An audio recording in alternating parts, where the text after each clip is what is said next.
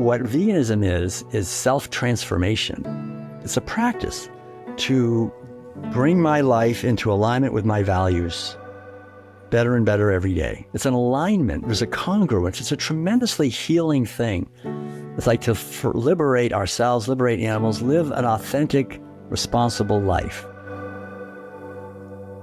If we want freedom, we need to give freedom to those that we're stealing freedom from. When we honor and respect other beings, that's the foundation for us to be honored and respected. Without that, it's not going to happen. So the way to uplift humanity is to uplift our own consciousness.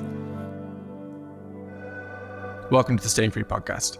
In this episode, I spoke with Dr. Will Tuttle. Will is the author of The World Peace Diet and Food for Freedom, among other works, which delve into the idea that we can create a more free, conscious, and compassionate world through veganism. With a background in philosophy, humanities, and Zen Buddhism, Dr. Tuttle's philosophy highlights how our enslavement of animals is preventing us from realizing true freedom on both an individual and collective level. So I had a conversation a few episodes back with Reverend Carol Saunders, and part of that conversation covered a topic which I think is really important but is often missed out of the conversation when it comes to the freedom community, and that is not just how we're being enslaved, not just how governments and corporations and special interest groups are trying to enslave us, but actually how we're enslaving others, and looking at the shadow side of that and whether there's a connection there. And I strongly believe that there is a connection there, and that our kind of narrow-sightedness of looking at how we're being enslaved and not looking at our actions towards others is actually the number one blind spot as to why we keep being enslaved in turn ourselves. And over my time doing this podcast, I've learned of a few people who share that view. Some of the ones that have been on the podcast previously, if you want to check out those episodes, is Derek Brose, Paul and Lauren Bell, and of course, Carol Saunders that I just mentioned. And in this episode with Dr. Will Tuttle, I definitely went into this topic in a lot more depth than I have in those previous conversations. So this entire conversation is revolving around that theme. And I do want to be respectful and conscious of my audience here, who I know is not a vegan audience. This is not a vegan podcast. It's a podcast about freedom. But I hope that throughout the course of this conversation, myself and Will, even if you don't get to the end of this conversation, agree with our assessment of how veganism is intrinsically related to freedom that we experience in our own lives. At the very least, I hope that we put to bed the idea that veganism is somehow antithetical to freedom, and that veganism is part of the agenda, the New World Order, the WEF, Agenda 2030, whatever you want to call it. And we're not just looking at this from one lens. We also do deal out some serious criticism towards the vegan community and how they have approached matters of freedom, especially recently, and how there's definitely a lot of value contradictions within the vegan community as well.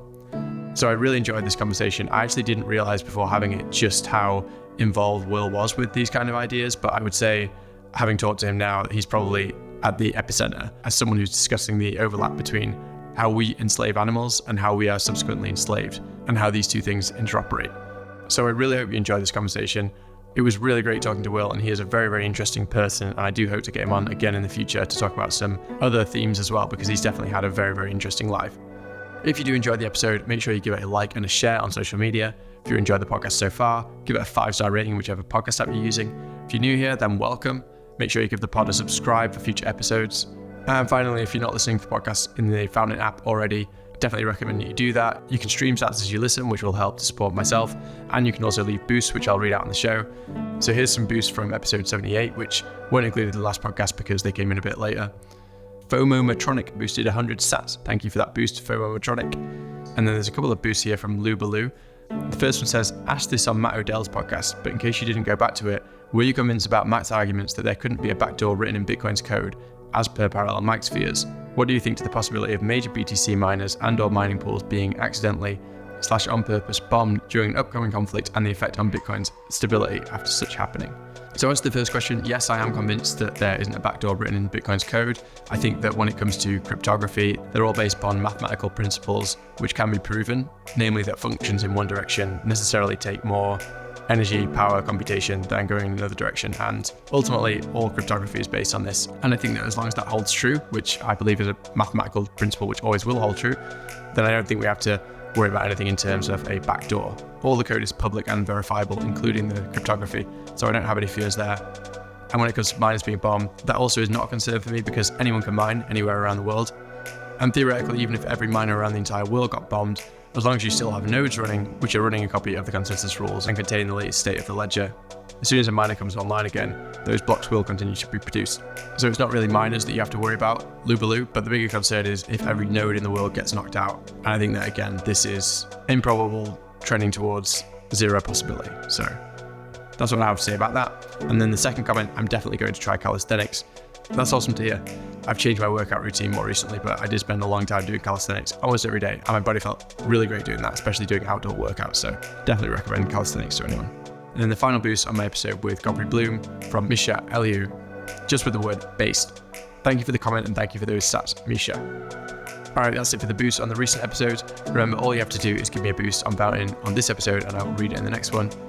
So without further ado, here is my conversation with Dr. Will Tuttle.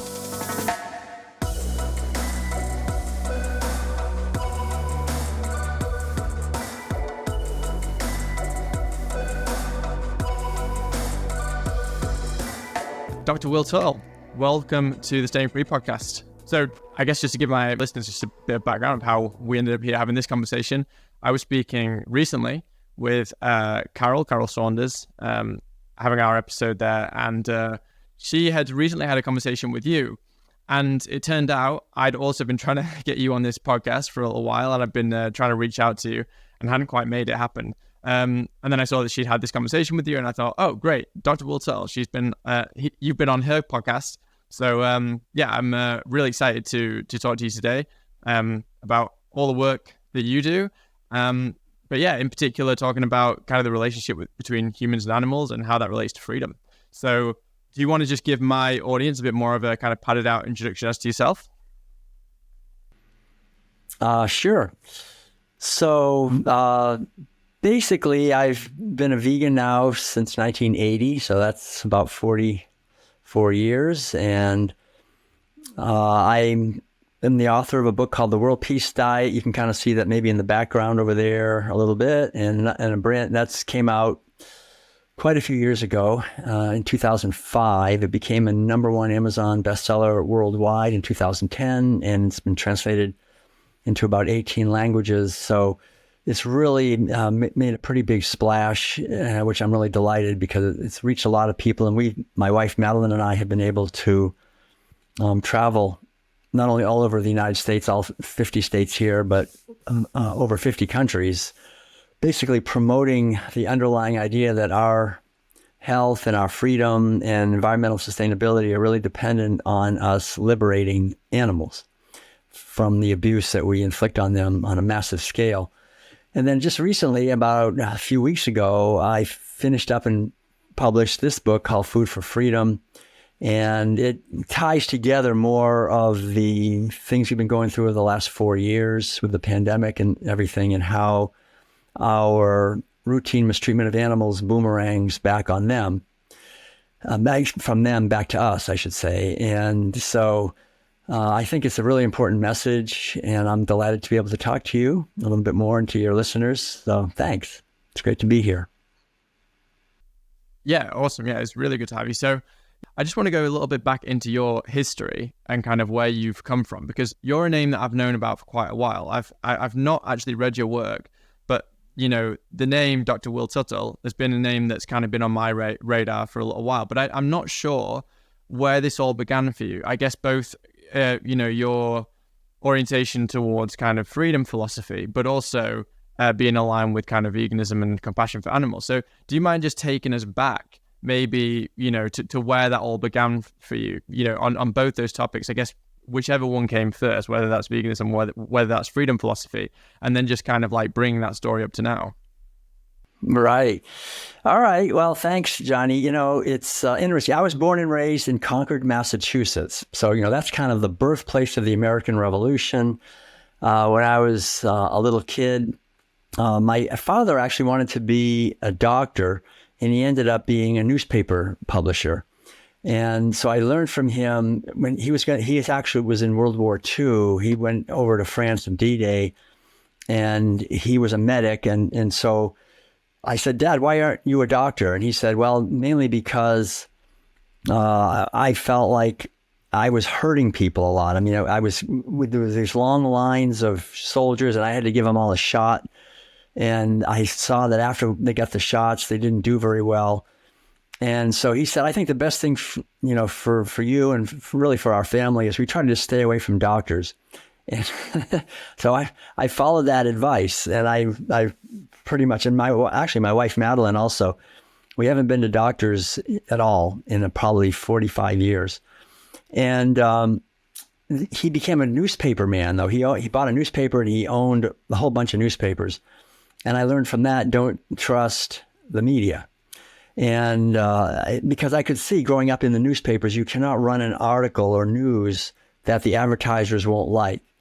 And so I've understood this from the time I was a little boy, that the media is corrupt and that you don't get the truth from the media. You get the advertiser's view, and the biggest advertisers are, don't have our best interests at heart.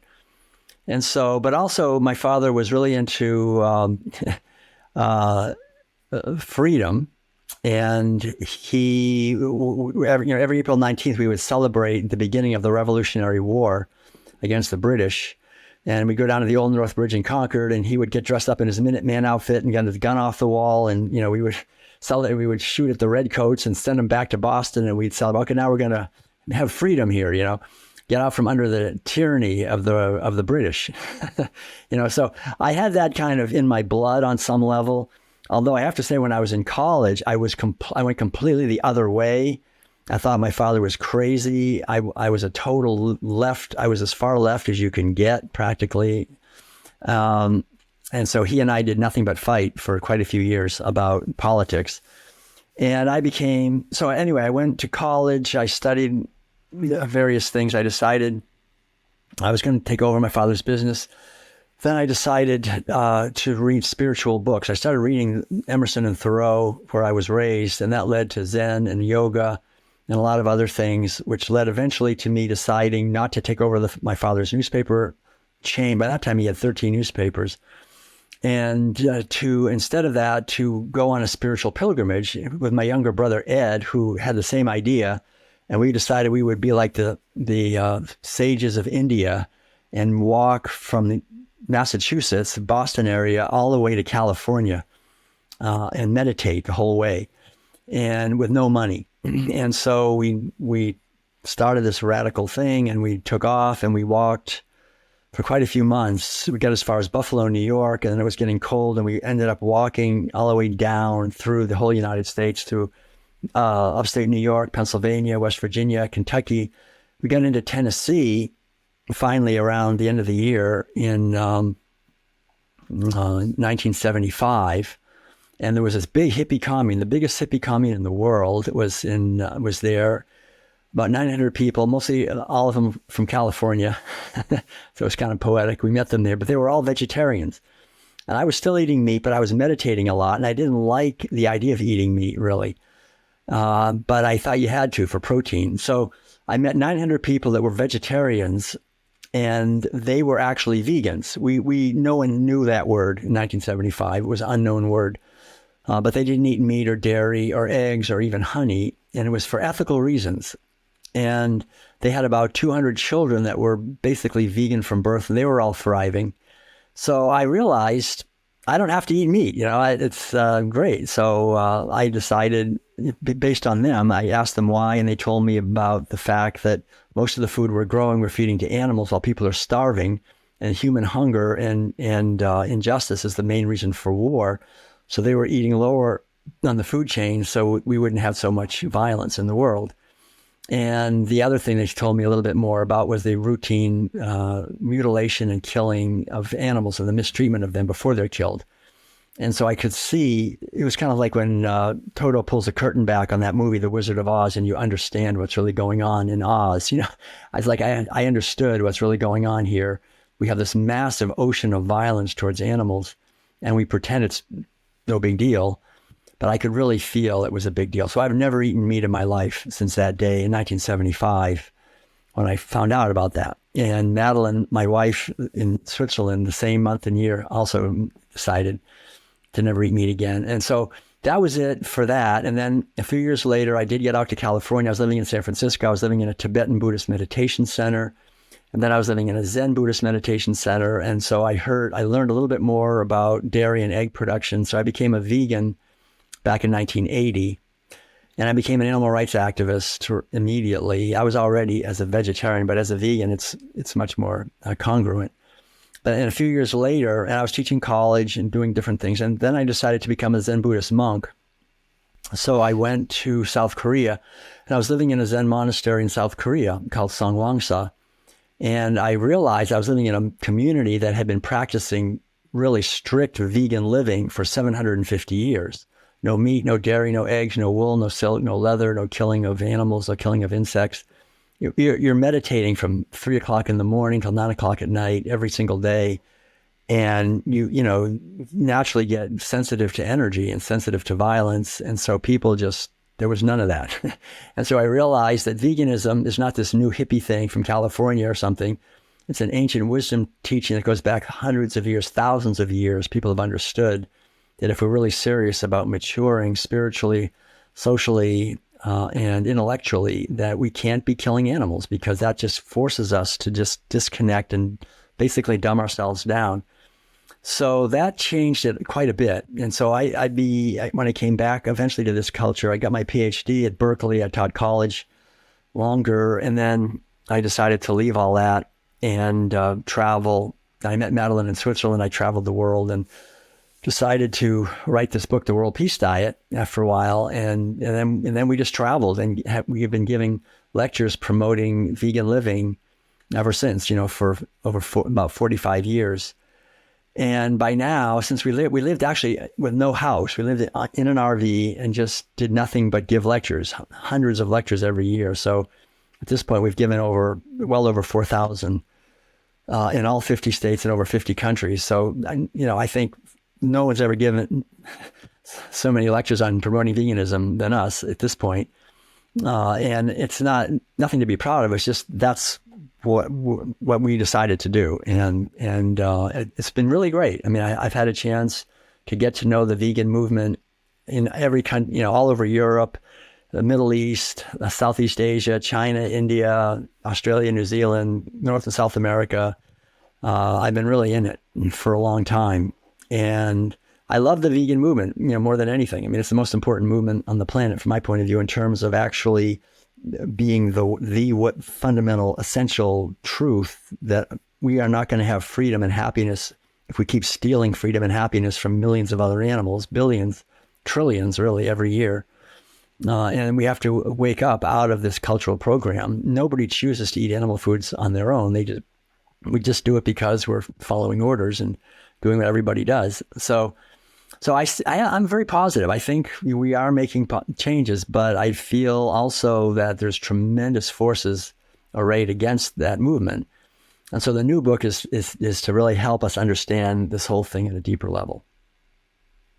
Okay. All right. Yeah. I want to get into the new book. Yeah. I don't know too much about it, but it sounds like actually the new book is uniting it with those ideas of like freedom and kind of looking at things more on that level. Right. I just want to stick actually with the past for now, because that is such an interesting story. I mean, there's so much there. I feel like there's there's 10 podcast episodes right there just in your backstory. But you've already started shattering narratives here, because you've been vegan for, well, it sounds like about 45 years or something like that. You think you said like 1980. I mean, already, there's going to be probably a lot of people listening who go, wow, like that is a long time. I mean, most people who I know who are vegan have been vegan like somewhere around like maybe the 10-year mark. Like for me, it's about 9 years now, or something like that. So yeah, that is a huge amount of time.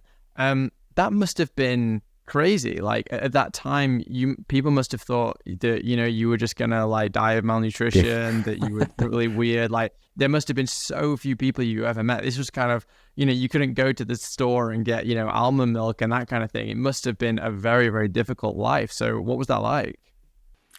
Well, you're right. It was, you had to be, I had to be like willing to be totally different than everybody around. But the thing was, I was so absolutely, utterly convinced that it was the right thing to do that it was not that difficult in the sense that I was never on the defensive. I never once was on the defense. I was always on the offensive. I was always like, why are you eating that food? Why are you wearing that fur? Why are you wearing that leather? Don't you know there's suffering in that? And I was teaching college usually, and I taught college courses in philosophy, so I could really pose these questions, and I just felt, very empowered. It's an alignment. There's a congruence. It's a tremendously healing thing to just live one's truth and to just know that it's the right thing. And no matter what society says, society is so corrupt and so misled. People are, bless their hearts. It's just, it's tragic really to see it. But I loved being vegan in those early days. Like you say, you couldn't get anything. I mean, there was no such thing as vegan ice cream or vegan milk or vegan cheese. There was this really disgusting powder you could buy that was soybean. You mix it in water, and that was soy milk. That was, like the first 15 years I was a vegan, or 20 years, that was all you could get if you wanted soy milk, was powder you could mix with water. Nobody would ever drink it. But on the other hand, it was really great, because I was healthy. I wasn't eating all this vegan junk food. If you wanted to eat vegan, you had to eat grains and veggies and fruits. I mean, that was it, And I also did quite a bit of fasting in the early days. And because I realized I had taken on a lot of toxins, just eating a lot of meat, dairy, and eggs all those years. So I did quite a bit of fasting and cleansing and got really quite a bit healthier. But I didn't do it for my health. I wasn't a health food kind of vegan. I was really doing it for animals. But I also felt the importance of being healthy. I mean, to be effective as an advocate, you've got to be healthy. You can't just not have energy and have aches and pains and not feel good. So I was always really interested in eating whole, organic, plant-based foods. And when I met Madeline from Switzerland, her whole thing was organic, whole plant-based foods too. So it really has, and we've been married now over 30 years. I met her in Switzerland. So we've really emphasized the importance of whole foods. And I mean, vegan junk food I understand people like it because it's a way to maybe get people moving over from non-vegan foods to try out a vegan burger, try out a vegan ice cream or something, but don't eat that stuff. We really need to have healthy people, and that comes from eating good quality food and a lot of other things. The other thing I think I was really blessed in this whole thing was with the awareness of the importance of the mind, of the quality of our consciousness, and spending so many thousands of hours just sitting in the lotus position on the floor.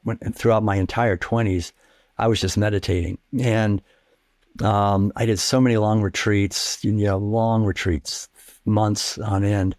And that kind of created the awareness, I think, within me that health is more than just food. I mean, health is really how we are in the world as beings. And so that gave me the foundation to be different.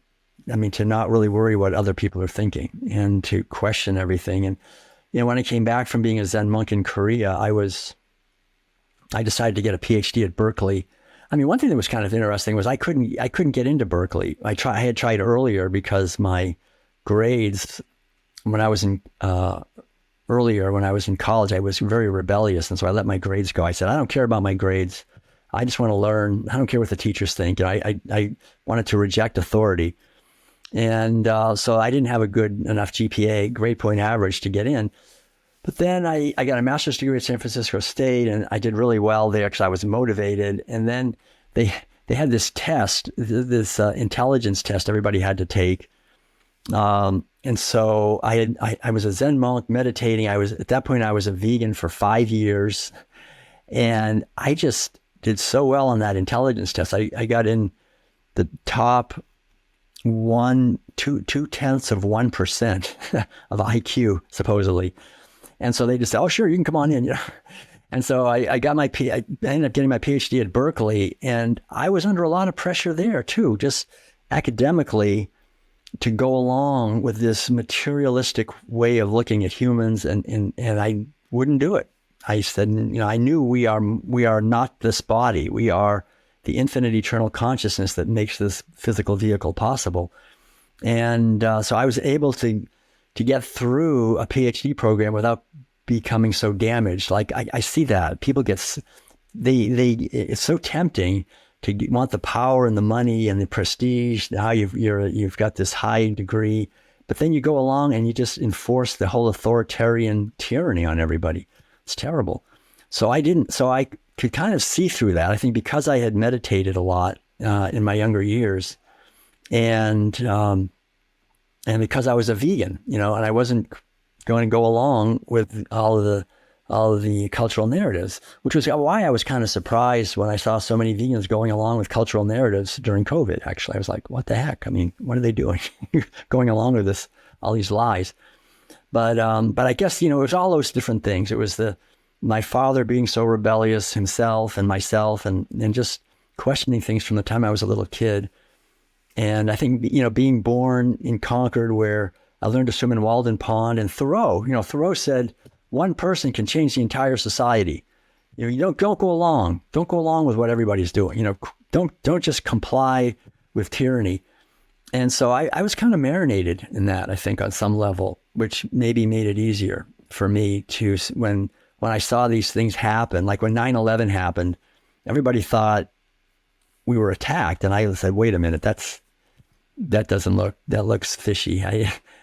These little planes don't knock down towers. I mean, that doesn't happen. And I was just amazed how gullible people are, how they just believe whatever the media says. And it's obviously all fake. It's all made up. It's just lies. Just like food, that you need animals to get healthy. I mean, all these lies that destroy our health, destroy the health of our society. So I think really, as the movement isn't so much vegan, the movement is about connecting to the truth of who we are as human beings, about everything, about food, about relationships, about our connection with nature, about what health really is. All these things actually go together. Yeah, I totally agree. I think that's one of the reasons why I like having these conversations, even though, it's kind of difficult to some degree because, like I have this podcast, it's not a vegan podcast. I don't really have, as far as I'm aware, I don't really have like a vegan audience. Like, my podcast is focused towards freedom, but the main thing is it's focused towards freedom, but also kind of these like larger ideas about kind of like truth. And one of the things that I talk about a lot is in the aftermath of everything that happened with COVID, where we've been kind of like on a societal level, we've been dealt this really big lie that like everyone was expected to go along with and kind of fall in line with.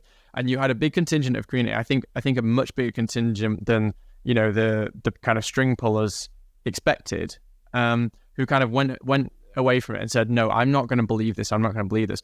And now I think that we have a kind of, not just like an opportunity, but also maybe like a responsibility to say, okay, I'm no longer accepting the narrative that's being delivered to me. Let's find out what real truth is. And that I think should spread to lots of different areas of your life. It should spread to, like the way that you work, the way that you, like your values that you have, like the culture that you exist in, the things that you consume, the things that you eat, like your ethics, your political ideas, like everything now, in my opinion, is up for discussion and is up for kind of like changing your opinion on. So now is the time, I think, to like kind of advocate for these ideas. So I think that like people who have kind of gone through that process, like for yourself and for me, we've always gone through it the other way. We've kind of looked into the way that we treat animals and all of this kind of stuff. And we've said, wow, there's this like big lie out there that, in order to live a healthy life, you have to eat animals and that's normal and that, falling in line with that is the right thing.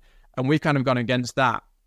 And I think that for those of us like yourself and me, I expected it to be more of the vegan community. It turns out that it's not, but I expected more people to be like, no, I've seen this lie, and now when the second lie comes around, not necessarily a second, but I guess a big lie like COVID where you were forced to fall in line, we've kind of gone, well, no, I've gone through that process of already going against what society does for, however many years. So now it's easier for me. And I'm hoping that the reverse happens. I'm hoping that other people, they've seen this big lie and say, you know what, I'm willing to give veganism a second look now. I'm not just going to, assume that, because people think that, oh, veganism is being forced by the powers that be and things, but it's really not. I mean, you turn on any news show, like go and turn on CNN, go and turn on BBC, go and turn, whoever the big news talk show host is, see if they are ridiculing veganism or see if they are promoting it. In almost every single case, they are ridiculing it. So I do not buy this idea that like they want us all to go vegan. There is absolutely no one who is trying to make you go vegan of these powers that be. So people need to first of all look at that and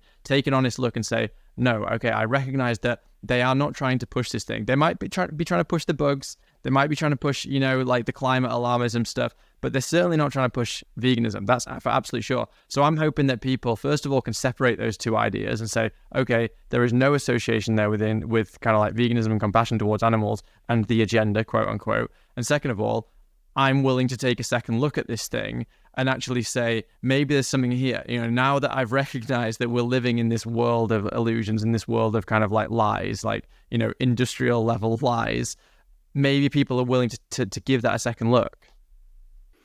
Well said. Yeah, I think that's true. And one of the points I make in my new book, Food for Freedom, it's a big book. It's like 350 pages. So there's a lot there.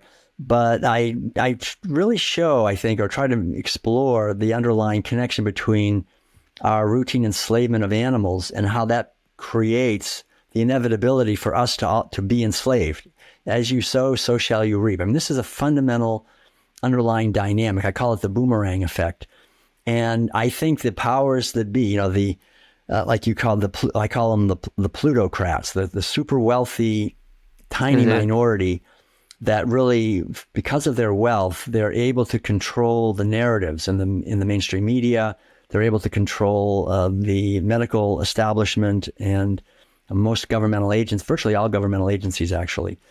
And this money translates straight into power, and they want us eating animal foods. I mean, for sure, they want us eating animal foods. But they're clever. And they're trying to, their biggest enemy is veganism, right? I mean, the biggest enemy is human beings liberating animals and the tremendous health and joy and freedom and love and happiness that comes from that. I mean, that going vegan is like when we liberate animals and realize we can feed ourselves, we can grow. Like we have now, after living in an RV, I guess, I don't know what you call it, a caravan. Anyway, for 17 years, we just lived on the road. Now we have about a half an acre of land. We've got 75 fruit and nut trees and lots of vegetables. I mean, we're growing a lot of food. We eat our own food. It's all organic. It's all veganic. We don't use bone meal or blood meal or cow manure or anything. It's all just plant-based agriculture, and it's fantastic. I mean, we get huge amounts of food. And so there's so much freedom for us available if we work in harmony with nature and with our true nature. That's the last thing that these powers are. They want us afraid. They want us eating violence, causing violence, shutting down our natural intelligence. I go into all of this in this book, how our intelligence is the capacity to make connections. That's the definition of intelligence. And if we have these rituals, which are meals, eating breakfast, lunch, and dinner, where the underlying subtext is don't make the connection. We're just eating bacon. We're not eating a pig. We're just eating cheese. We're not causing the suffering to a little calf who's killed and her milk is stolen. We don't go there. We just stay shallow and don't look deeply and don't think deeply and don't care deeply. That's what you want. You want people like that. You don't want people who look deeply, who act in a moral, ethical way, who will not get pushed around, who are strong and healthy because they take responsibility for their health and for their relationships and for their information. You want people like in the educational system who just try to please authorities, which is what animal agriculture is. You're just trying to basically eating what everybody else eats because you want to fit into the group. And they want to just push the whole group in a certain direction. So what veganism is, it's saying no to all of that. It's saying, I'm not going to go along and do what the group does. I'm not going to harm others unnecessarily. I'm going to take responsibility for my own welfare and for my health. That's what freedom is. Freedom is responsibility. Freedom is taking responsibility for my life. That's freedom. As soon as we don't take responsibility, we're slaves. And so animal agriculture ties right into slavery. So they want people eating animal foods, but and since their greatest enemy is this movement of veganism, animal liberation, they've got to make veganism look bad as they can. So they want to try to blame vegans for stealing, for forcing people to give up their meat, right? I mean, it's those vegans that are making us give up our meat, and then to try to create this idea that vegan food is unhealthy. And they're doing a good job because they have all these, billionaires and millionaires investing in lab-grown meat and in all these other kinds of so-called vegan foods that are full of GMOs and toxic cancer-causing chemicals, and they're not organic. And they have all these people then say, well, I tried going vegan. I was eating all vegan food. and after 6 months, I was so sick. I mean, that veganism is terrible for your health. That's what they want. They want people to think that veganism is junk food. And so our natural allies, the people that naturally would be our allies in this work for liberation, the people that care about the environment, care about healthy food, they start laughing at vegans for eating junk food and being stupid enough to get vaccinated, which most vegans were. I mean, you had the Vegan Society of England saying, well, everybody should get vaccinated. I mean, I had myself, I was giving lectures. I was always giving lectures at all the veg fests for decades. And then after COVID came and I came out strongly in favor of freedom and against masking and against the injections, I was going to go ahead and when they opened up in 2022 and started having the veg fests again, a lot of veg fests refused to allow me to speak, like in San Francisco, Sacramento, Santa Rosa, and here in California, because they said that they would never give a platform to someone who was against vaccines. I mean, like, vaccines always have animal suffering. They always have animal ingredients. They have animal testing. That's like saying we're not going to give a platform to someone who's against dairy, right? I mean, we're vegans. We want to make sure that people can have dairy if they think their health depends on it. That's what they said. They said, we need to be vaccinated so we're healthy enough so we can help animals. That's what the vegans were saying. And so, I mean, this is completely backwards. They turned everything. It was so disappointing. I just have to say I was really disappointed. That's one of the main reasons I wrote this new book, was to try to help clarify these issues so that we realize, so that we're not like Pete Townsend said, we don't get fooled again. We keep getting fooled over and over again. And I say, instead of calling it the ruling class, we should call it the fooling class, because they're always fooling us. And we're so gullible. I talk about toxic gullibility, this inability to see when we're being lied to and to just believe lies. I mean, where does that come from? There's an old saying, you cannot fool an honest person. And that's true, I think. When we're really honest, we're not easily fooled. But when we don't really want to know what's going on, like we don't really want to know the truth, if I say to someone, would you like to know how your bacon is made? They usually say, no, I want to enjoy my bacon. Don't tell me. I don't want to know. We'd rather not know. And so these authorities, this wealthy, tiny elite, it's only 1/10,000th of 1% of the human population has the wealth that controls everybody else, basically. And that tiny plutocratic fraction of humanity, they're depending on the rest of us being dumbed down by their systems, by their educational system and their media and their governmental agencies and their medical establishment and all the toxins that get into us, that we won't be strong enough and healthy enough and savvy enough to resist, that we'll just go along with it. So I'm not so much into veganism in the sense that the word vegan is very divisive in a lot of ways. It's like, are you a vegan? I'm not a vegan. I mean, forget the word. It's about liberation. It's like to liberate ourselves, liberate animals, live an authentic, responsible life. And you can call it vegan, but I think a better word is a life devoted to freedom for ourselves and others, and maybe ahimsa, the old word from Sanskrit, nonviolence. A nonviolent life. I think that's really what we're talking about, and not get too much hung up on these divisive words. Yeah, well, there's actually another word which I heard this kind of more from the libertarian community. I'm not entirely sure exactly who came up with it or whether he took it from someone else, but the word is consensualism. And it's kind of, a variation on like voluntarism, but voluntarism kind of more suggests like trade and things like that, like having interactions with people based on trade. And whereas consensualism, he used this word talking about, actually like what libertarianism is, or anarchism, is another word for it. But the fundamental idea is that all actions should be consensual. Like you don't do unto others an act which is non-consensual. You don't have them do unto you. And I heard this word and I thought that would actually be a great word for us to adopt in the vegan community, because, and especially people like yourself and like me who have this idea, which is more that like we're applying the concept of freedom and we're just expanding it and saying let's just encompass animals in that as well. It's not actually that crazy. I mean, some people, especially when I speak to some of the vegans who are kind of like really leftist and socialist and things like this, and they're kind of like, they don't understand my political views. And I'm like, well, my political views is basically just the same as your vegan views. All I've done is I've just applied it to society. I've just said, yes, like we should be giving people freedom and giving people, we shouldn't be imposing ourselves on others, etc., and taking from them, without their consent, etc. All I'm doing is applying that to the political realm. And then when I talk to freedom-orientated people and they don't understand why I'm not eating animals and stuff, I just say, well, I just apply my libertarian ethics, my ethics of consensual action towards other humans, and I apply that to the animal kingdom and just say we shouldn't enslave them either. Like we shouldn't take from them either. Like I'm not a socialist because I don't believe it's right to take other people's stuff against their consent.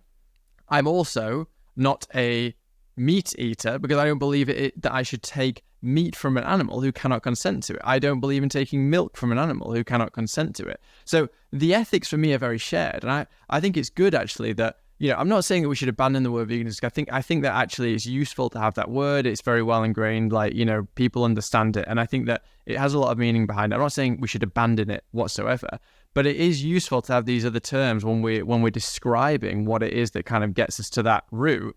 And the word that I come back to a lot is consensualism. It's just, let's just treat everything, humans and animals alike with mutual respect and not do things to them which they cannot ultimately and realistically will not ever consent to. Yeah, that's very well said, Johnny. I think that's a good point. And consensualism really nails it in many ways, because we're still under the illusion in many cases, and we use those words like the cow gives us milk and the bees give us honey. Yep. And these animals give us meat in a sense, and we have this idea that they're just happy to give it.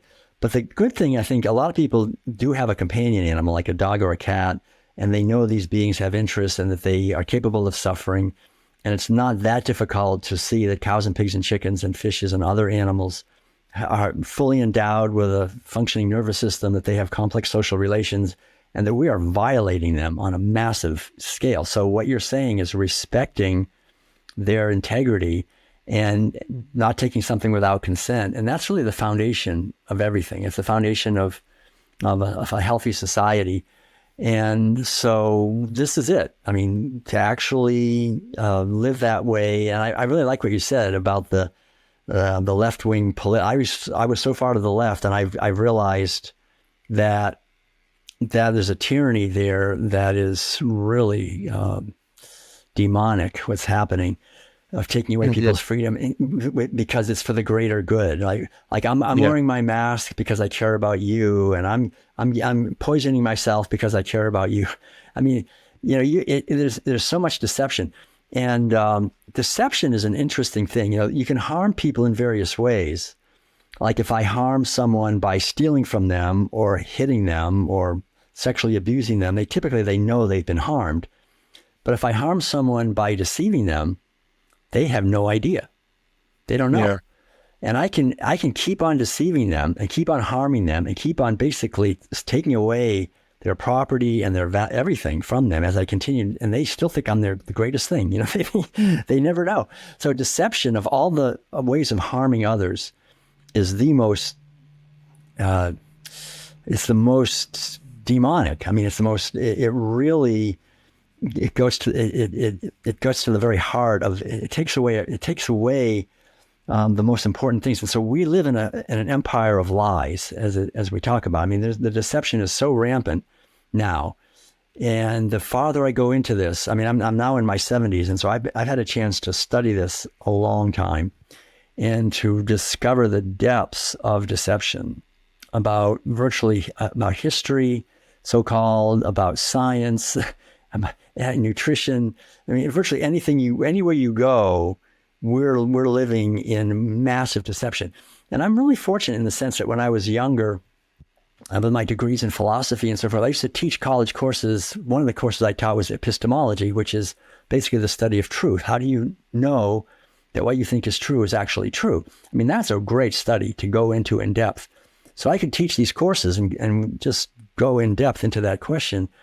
And it's a really important question for all of us, because we tend to think there's a way to get to the truth through science, right? Or through an authority that we can trust. And what we're finding out, I think, now with COVID, which is really a good lesson, we cannot trust those authorities or that process we call science.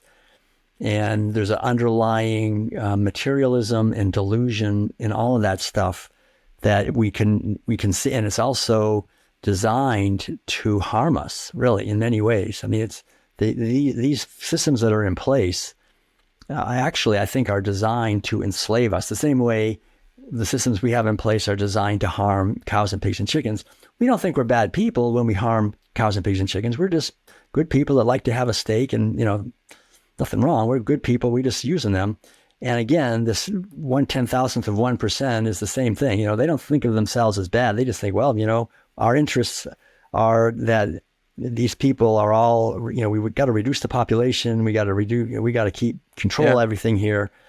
And so if we want freedom, we need to give freedom to those that we're stealing freedom from, right? So that's where your consensualism comes in. If we want to have our consent honored, then we need to honor the consent of others. And if we don't, what right do we have? Like these people who want freedom while they're eating animal foods, like, what right do I have to think that I should have my body and my affairs honored when I don't honor the body and affairs of other living beings completely unnecessarily? I mean, that's an important point. Here I am, and there's millions of people like me who have been vegan for a long time. I've been, like I say, I've been healthy. I mean, I have not gone to a pharmacy to get one pill in 45 years. I haven't had insurance for health. I've given 4,000 lectures. I've never missed one, right? I mean, I've traveled all over China and India where they said you'll never make it, doing, a lecture every single day and traveling 500 miles in between or whatever. So our health is not dependent on animal foods. I mean, it's much better without. I mean, our body runs much more happily, much more cleanly.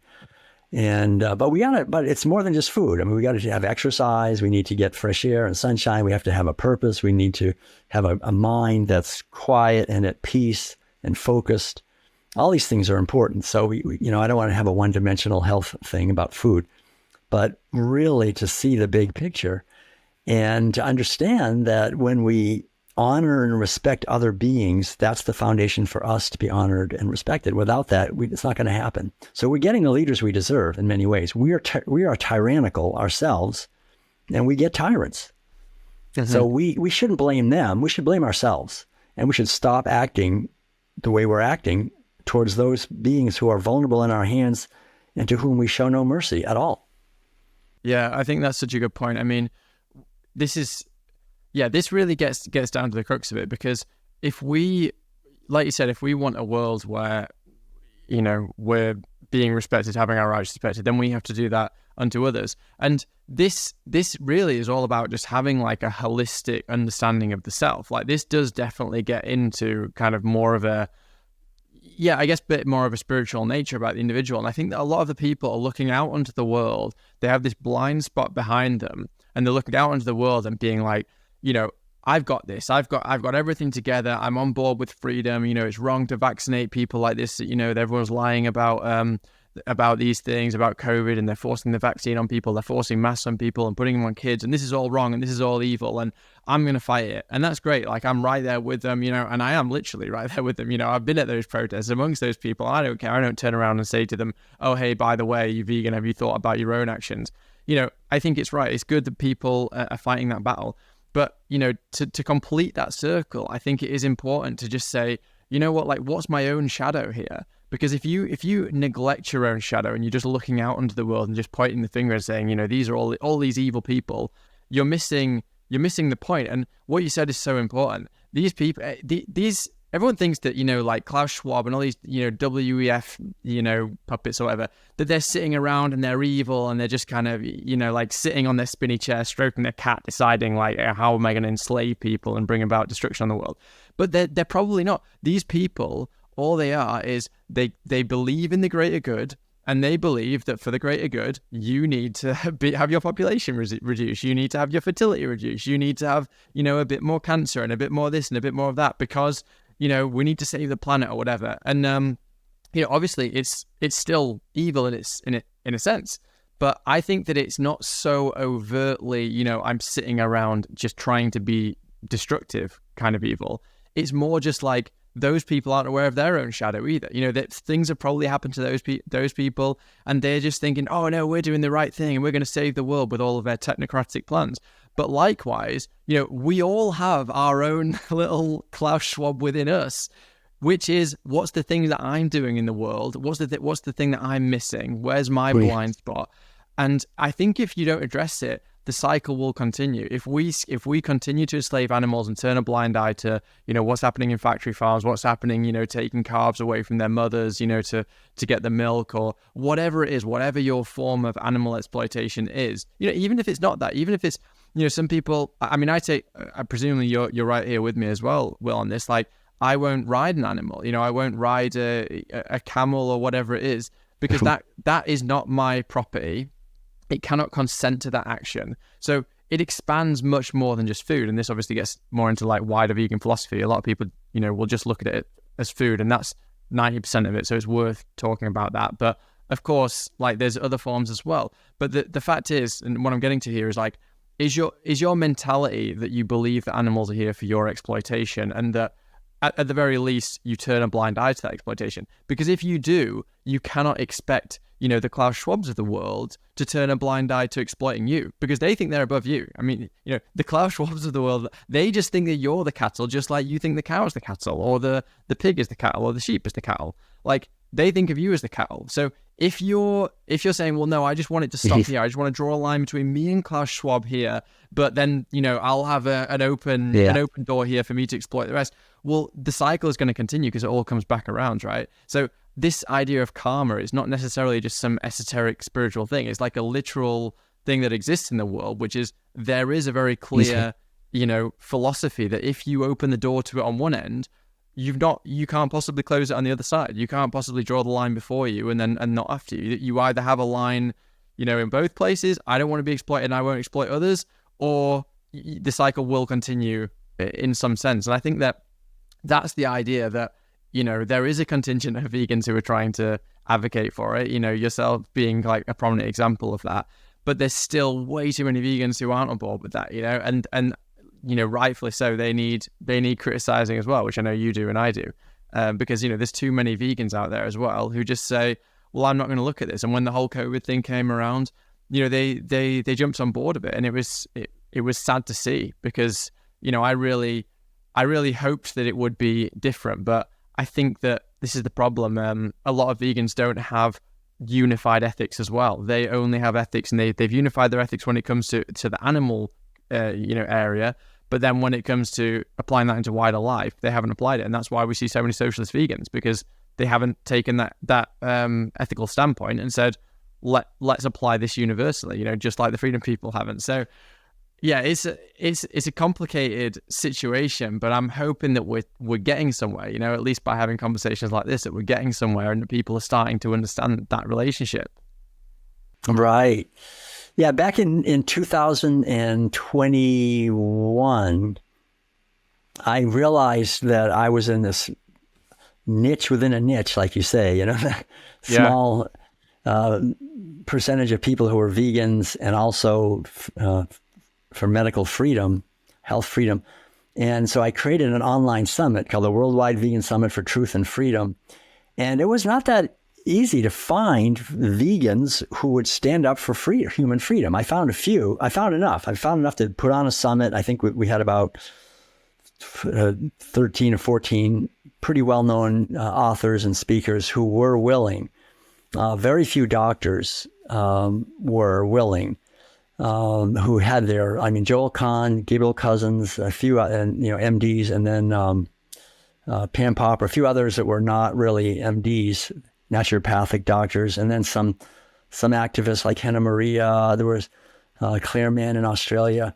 They were willing to, so it was great that we had a lot of people that were interested and wanted to find out more. And so it was one of those things where I was able to turn this anxiety and disappointment into something positive and say, let's explore this and create kind of a movement of vegan freedom people. And out of that, this book eventually emerged, Food for Freedom, which is really, I think, the first book to kind of address what you were just talking about, how people who are freedom advocates tend to want to eat animal foods, and people who are animal liberation people tend to want to enslave humanity, take away our freedom. And the point I make is, if you're in favor of they were in favor of censorship. They wanted to censor me. They all tell you can't speak. You can't. I mean, if censorship is the worst possible thing, if we allow censorship for others, then we don't have any way to protect animals, right? If we can't gather and we can't speak and we can't write and we can't travel, that's what people have to understand. And then vegans tend to use, this is another thing really, tend to use very deceptive strategies to promote something good, which is veganism. Like they'll use, one thing, obviously, like climate change, right? Go vegan for the climate. I mean, this whole climate thing, I believed in it for, quite a few years. I thought, animal agriculture is terrible for the climate. But then about Al Gore, when he came out with this book in 2006, and he said in 10 years, the poles will melt and Miami will be underwater and this, all this fear. And then by 2013, 14, 15, 16, nothing had happened really. And I started really questioning the whole thing. And now I realize if you want to take away freedom from cows and pigs and chickens, what do? You just don't let them move.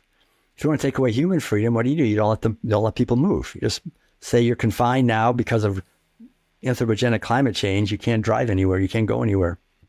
And so I think we have, as vegans, if we want to promote animal liberation, we should not do it at the expense of human liberation and question these narratives. Like, are they really based on so-called science? Really?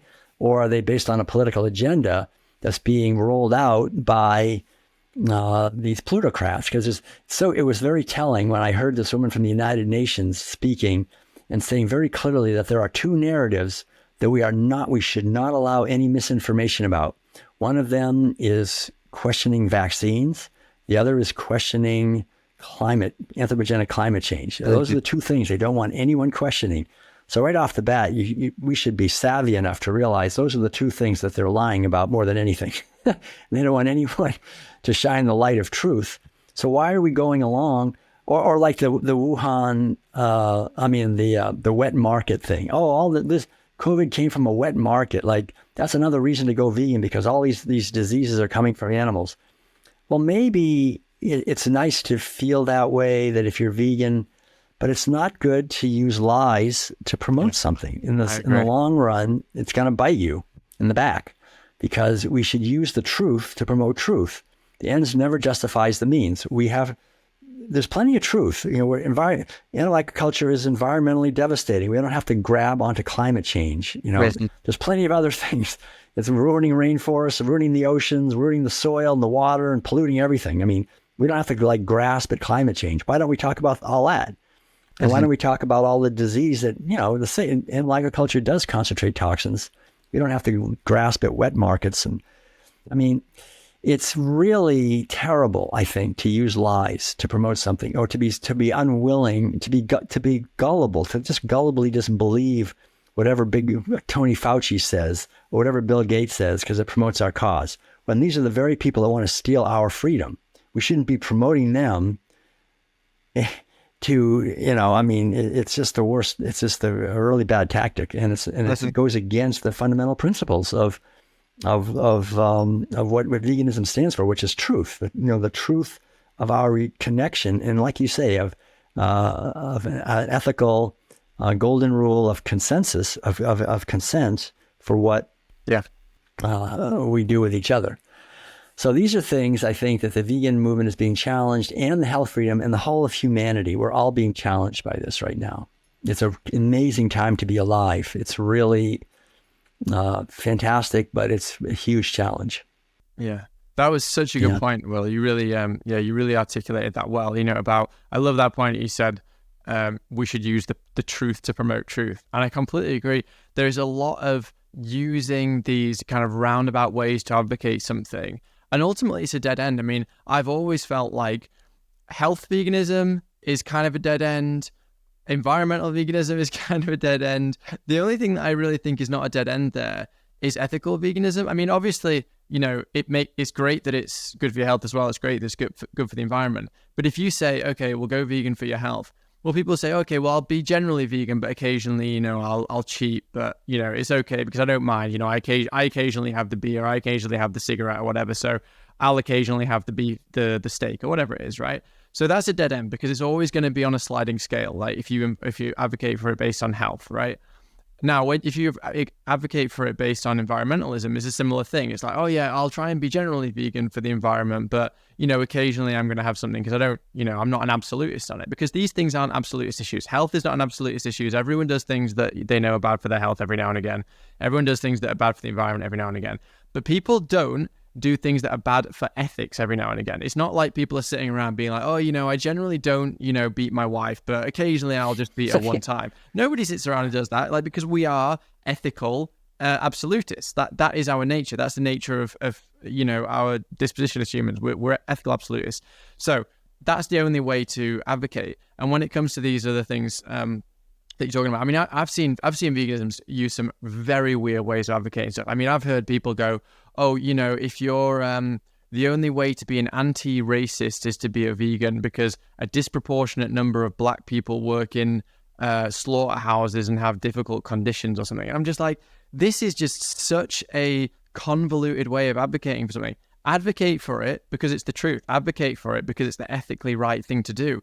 Don't just kind of like bring in all these things and say, well, I want to appeal to the, the people who care about this social justice issue or that social justice issue, and therefore I'm willing to bend it and kind of like go through these weird routes of finding some kind of intersectionalist, viewpoint. No, just say it very clearly, like, I don't believe in enslaving others. And even though some people might say, oh, well, you're not going to get the people who are doing it for anti-racist reasons or for climate reasons, it's like, well, fine, like, those can be the last people that we convert then. Like, let them be over there. But I just think that the best way to advocate for it, and especially the way to get people to stay with the ethics and stay with the lifestyle, is that you do it through a point of truth. Because all it would take, for example, if we've spent the last 20 years advocating for veganism because of the environment, when the eventual kind of, climate change, global warming, anthropogenic global warming narrative collapses, well, now veganism's collapsed along with it.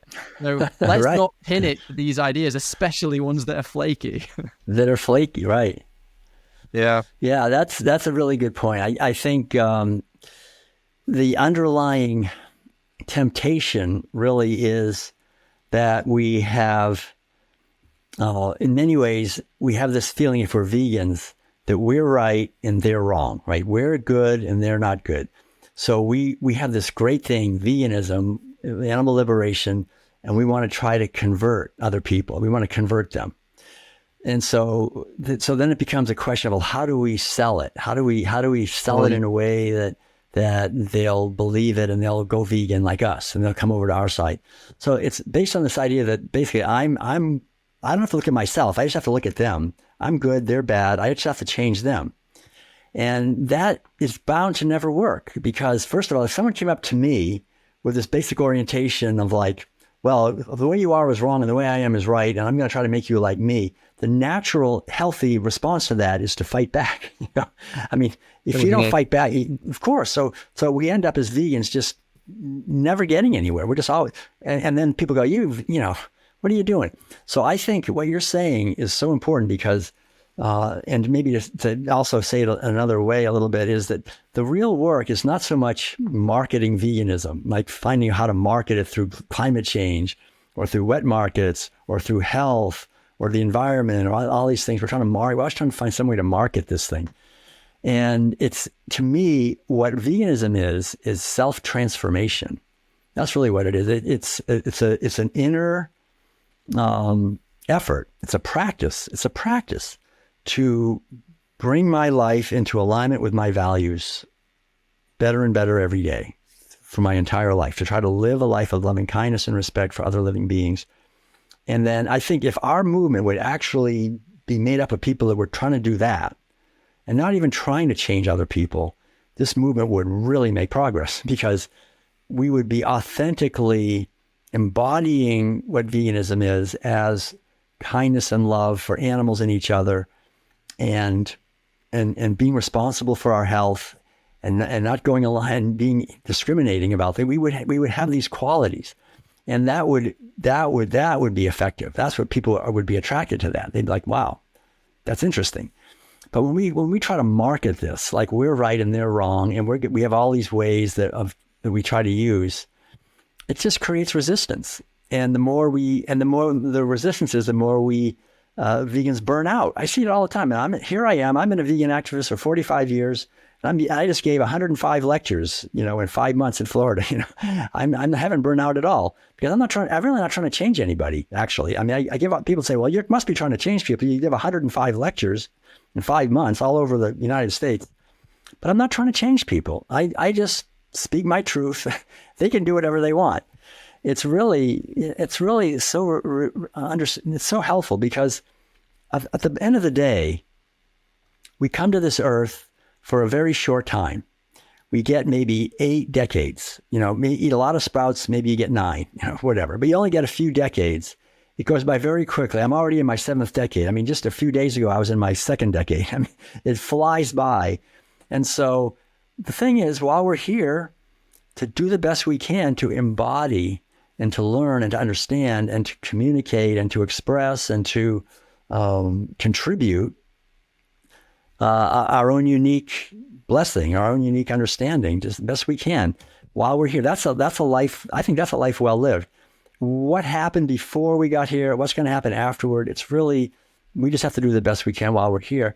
And I think this sense of a lot of vegans have this sense of manic urgency, like, oh, we've got to change everybody right now. It's they're like, it's like they don't see the much bigger picture. It's such a bigger picture, and we need to begin to understand that. Get out of the narrow materialism of Western or traditional values in society, and see there's a lot more to everything that we even can begin to understand, and really live our every day as impeccably as we can. And then we'll have a movement that will be unstoppable. I think that's really the way forward. Yeah, well said. I've always felt that, I think when I first went vegan, I was a bit more, not like militant. I never really kind of like did any of that militant stuff of kind of going out and doing like street activism and that kind of thing. I went to a couple of protests, but like I wasn't, going around talking to people on the street or doing anything particularly kind of like aggressive or in people's faces. And, I've always just felt like you live the best life that you can live, and you do that like completely like according to like vegan principles. And then you want to become healthy. Like if you're a sports person, you excel at that. If you do something else, if you travel, and you show that's possible. Like whatever your thing is, you do that. Like for me, like I'm a podcaster, I'm a libertarian, I advocate for like anarchist principles, and I talk about veganism through that. Like you compare it with whatever that thing is, but just show that you are, kind of like you're put together. Like just demonstrate through your actions.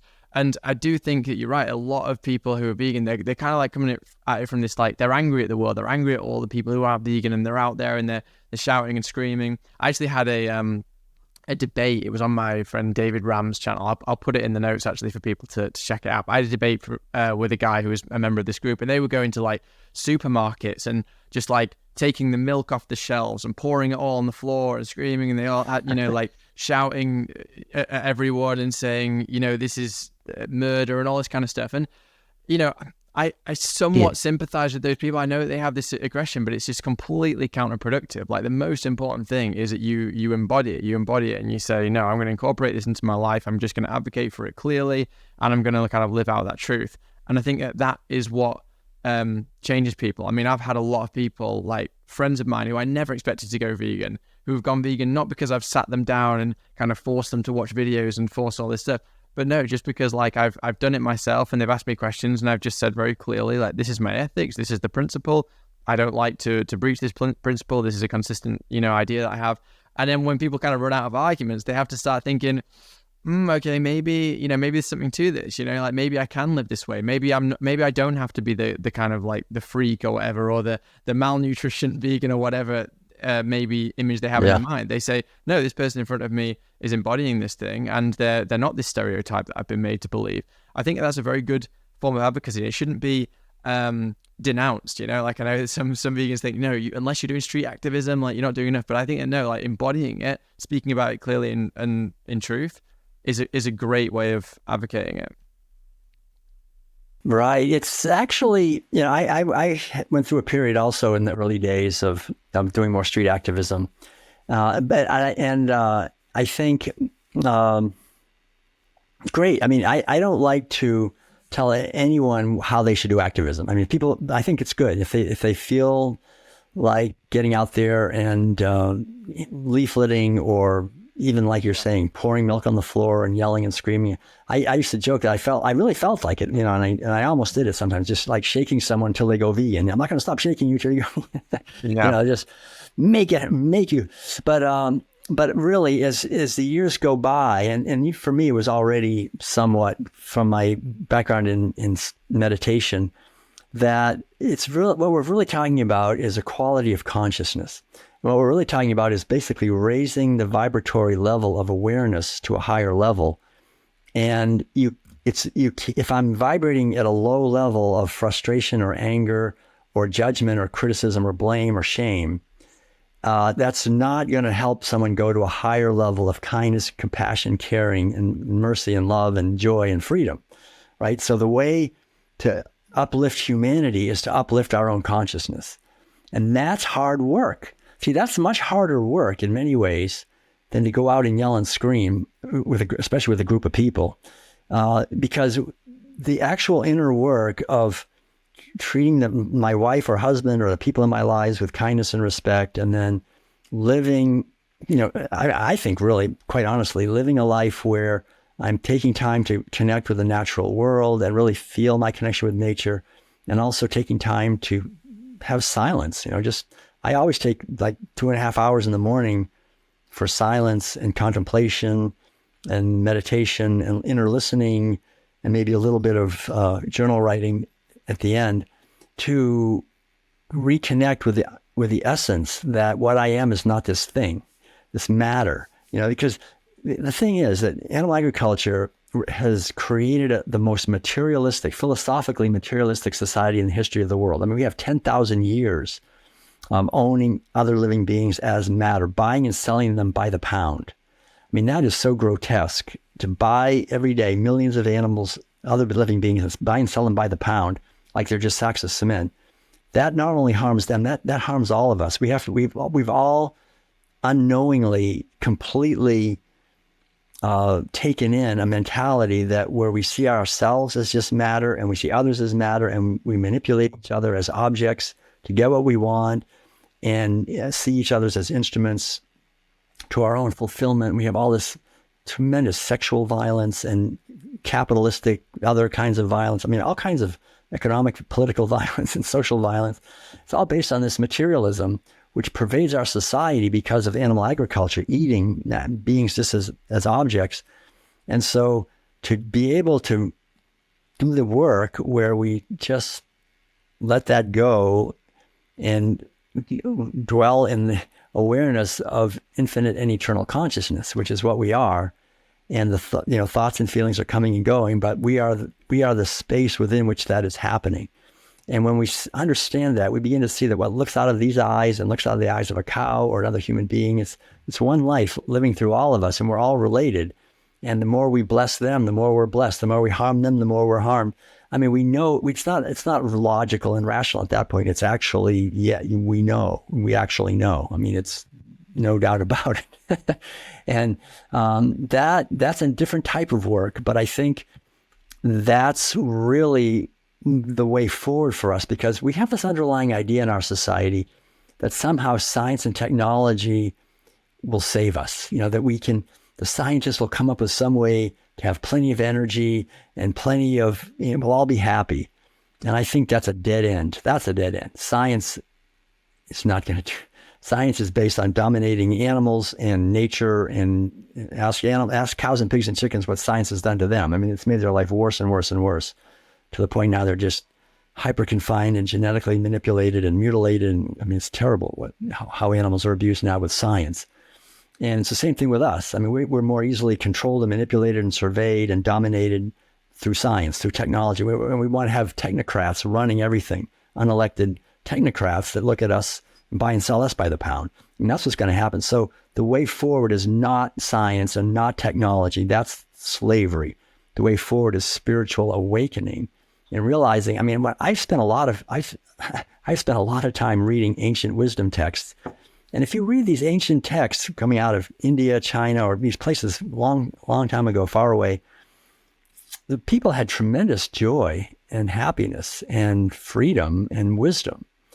And they didn't have a refrigerator or a computer or a cell phone. How is that possible? They could be so happy and have such wisdom when they didn't have all this science. I think, science basically disconnects us from nature, makes us addicted to comfort, and steals our time, a lot of it. So we really need to get back to this being, this mind, and our connection with nature and creativity. Be creative. Do something, music, art, writing, speaking.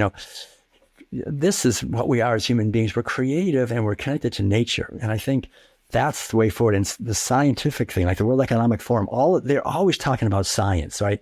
The fourth industrial revolution, we change you. We can, your mind, we know your thoughts. We can change your thoughts. We know when someone's thinking a thought, we can arrest them before they ever do anything wrong. This is technology this is demonic. So science, there's a reason they want to use science. They don't want to use it for anything but domination. So our way forward is a path of spiritual awakening, I think. Yeah, that is a really nice point to start ending up on. Right. Also, I'm really glad we had this conversation. I love the way you talk about these things, and I'd heard you in podcasts before and stuff. I haven't read your books yet, but you're a really great educator on these things, and I appreciate you coming on here to talk about it, because people need to hear this stuff. And congrats to you for kind of like not falling in line and for kind of standing against the crowd, especially in the vegan community, like being kind of cancelled and stuff for these views. Because I mean, there's absolutely nothing really that should be controversial about it at all. I think the vegan community needs to like come to its senses and stop trying to emit voices which I think are talking a lot of reason. There's no need for the vegan community to have taken a stand when it comes to, I mean, obviously it's not everyone within it, but there's a lot of this kind of sentiment within it, which is just when it came to COVID, they wanted to jump on board with this stuff because a lot of vegans are kind of like woke and are quite kind of like socialists, and they just didn't want to lose that base by saying no, we're going to accept someone who says we shouldn't be taking the vaccine because it's not vegan, even though that is totally in line with the ethics. So kudos to you for kind of like standing your ground and stuff on it, like obviously being like quite a big prominent voice in the community and stuff. So thanks again for coming here. I just want to give you the opportunity before we finish up, just to kind of let people know where they can find you, where they can find your books and things like that. So feel free to just let people know all of that before we round up. Thanks, Johnny, so much really for creating this beautiful container.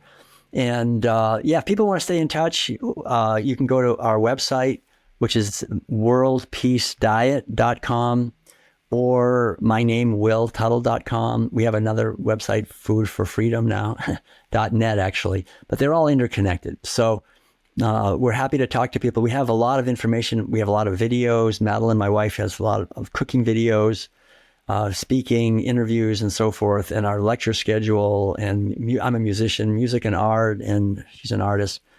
So we're really happy to talk to people. We have an online training course if you want to go deeper into these questions, the World Peace Diet Facilitator training program. And we're happy to answer questions, really. I mean, we're here just to basically do the best we can to shine the light of kindness and respect for other beings in this world today. It seems like an important thing to do. So anything we can do to help out, we're happy to do that. And thanks, Johnny, again, really. Yeah, thanks. Great. I hope it's not. It won't be the last time we do this. You're always welcome to come back on, and let's keep this conversation going because it's an important one. So thanks a lot, Will. Great. Okay. Take care. Thanks.